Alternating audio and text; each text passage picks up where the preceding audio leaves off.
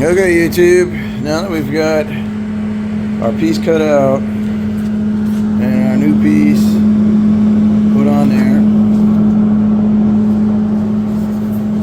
so now what T is going to do is he's going to weld all this up.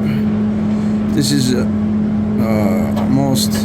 this is like 17 gauge thickness as opposed to this paper thin stuff, so this will definitely give this whole thing a whole lot more strength. And we cut all the crud out of it. It's flush the way it's supposed to be, so there is no excess material hanging around, and this is going to fit just nice. So don't worry about the crud. This stuff is super thin, so it's not like we can weld it. We're going to have to do spots here,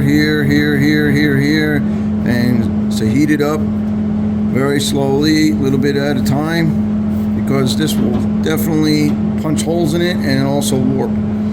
So we're just not efficient with the TIG welder yet. This would be the best way to go, is to TIG weld it, but we're still working on that. So right now we're just going to MIG weld it, shoot some air on it at the same time, keep it cool so it doesn't warp.